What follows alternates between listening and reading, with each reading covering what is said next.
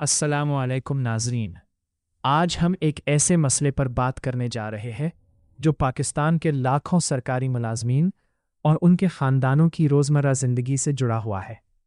ये मसला है बढ़ती हुई महंगाई, पेट्रोल की बुलंद कीमतें और इन हालात में इंतहाई कम कन्वीनियंस अलाउंस।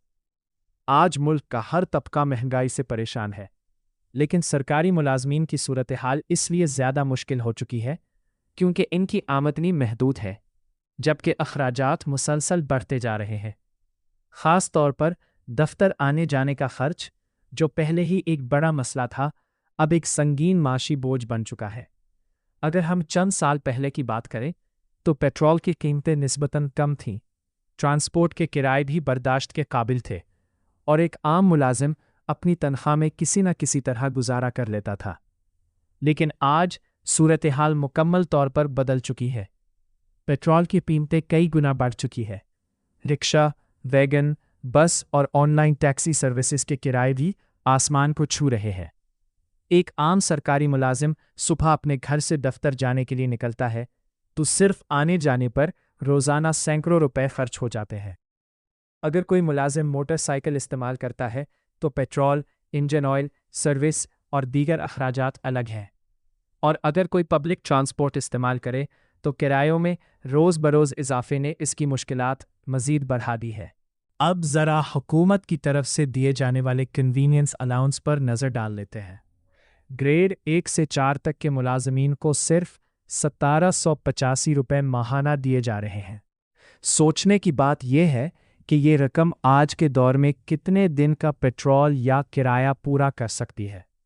इसी तरह ग्रेड 5 से 10 तक के मुलाजमीन को 1932 रुपये माहाना मिलते हैं।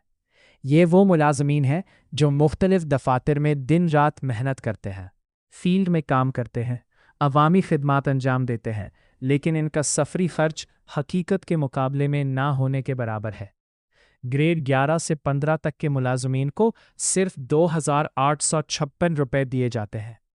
आज एक मोटरसाइकिल रखने वाला शख्स सिर्फ चंद दिनों में इतना पेट्रोल इस्तेमाल कर लेता है। फिर पूरा महीना दफ्तर आना जाना कैसे मुमकिन बनाया जाए? और अगर हम ग्रेड 16 और इससे ऊपर के अफसरान की बात करें तो इनके लिए 5000 रुपये माहाना कन्वीनियंस अलाउंस मुकर्रर है। बज़ाहिर ये रकम ज़्यादा लगती है, लेकिन हकीकत में आज के हालात में ये भी इंतहाई नाकाफ़ी है, क्योंकि बड़े शहरों में रोज़ाना आने जाने का खर्च हज़ारों रुपए तक पहुंच जाता है। यहाँ एक बहुत अहम सवाल पैदा होता है, क्या हुकूमत वाकई मौजूदा महंगाई के मुताबिक मुलाजमीन की ज़रूरियात को समझ रही है, या फिर सिर्फ पुराने एदाद व शुमार की बुनियाद पर पॉलिसियाँ बनाई जा रही है? एक आम मुलाजिम की ज़िंदगी को समझने की ज़रूरत है। वो अपनी महदूद तनख्वाह में बच्चों की तालीम, घर का किराया, बिजली, गैस, इलाज, राशन और दीगर ज़रूरियात पूरी करता है। इसके बाद अगर दफ्तर आने जाने के अखराजात भी इसी तनख्वाह से पूरे किए जाए तो किसके पास आखिर बचेगा क्या? बहुत से मुलाजमीन ऐसे हैं जो महीने के आखिरी दिनों में पेट्रोल दिलवाने के लिए भी परेशान होते हैं। कई लोग मजबूरी में कर्ज लेते हैं, कुछ दोस्तों से उधार लेते हैं और कुछ अपनी बुनियादी ज़रूरियात कम कर देते हैं ताकि दफ्तर जा सके। सोचने की बात यह है कि अगर एक मुलाजिम ज़हनी दबाव, माली परेशानी और मुसलसल मुश्किलात का शिकार होगा तो वो अपनी जिम्मेदारियां पूरी तो करेगा, लेकिन पूरी दिल जमाई और कारकर्दगी के साथ कैसे काम कर सकेगा? दुनिया के तरक्की याफ्ता ममालिक में मुलाजमीन की फलाह को अवलीन तरजीह दी जाती है। वहाँ हुकूमतें महंगाई बढ़ने पर फौरी तौर पर अलाउंसेस और तनख्वाहों में एडजस्टमेंट करती हैं ताकि मुलाजमीन की कुव्वत ख़रीद मुतासिर न हो। लेकिन हमारे यहाँ अक्सर ऐसा महसूस होता है कि महंगाई तो फ़ौरन बढ़ जाती है, मगर रिलीफ देने में बरसों लग जाते हैं। ये सिर्फ कन्वीनियंस अलाउंस का मसला नहीं, बल्कि ये एक वसी माशी मसला है। जब मुलाजमीन माली दबाव का शिकार होंगे तो इसका असर इनकी सेहत, ज़हनी सुकून, बच्चों की तालीम और मजमूई माशरती ज़िंदगी पर भी पड़ेगा। इसीलिए अब वक्त आ गया है कि हुकूमत संजीदगी से इस मसले पर गौर करे। कन्वीनियंस अलाउंस को मौजूदा पेट्रोल कीमतों और ट्रांसपोर्ट अखराजात के मुताबिक बढ़ाया जाए। सिर्फ मामूली इजाफा नहीं, बल्कि ऐसा रिलीफ दिया जाए جو حقیقتاً ملازمین کے لیے مددگار ثابت ہو۔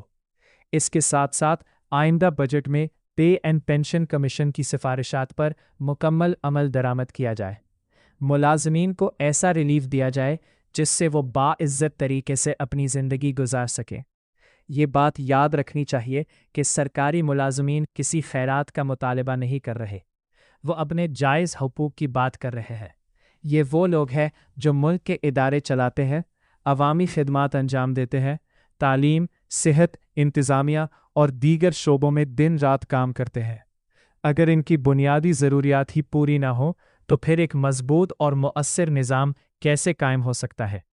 ہم امید کرتے ہیں کہ حکومت وقت، متعلقہ وزارتیں اور پالیسی ساز ادارے اس مسئلے کا سنجیدگی سے نوٹس لیں گے اور جلد عملی اقدامات کریں گے، کیونکہ ایک خوشحال ملازم ہی بہتر کارکردگی دکھا سکتا ہے، اور بہتر کارکردگی ہی ایک مضبوط پاکستان کی ضمانت ہے۔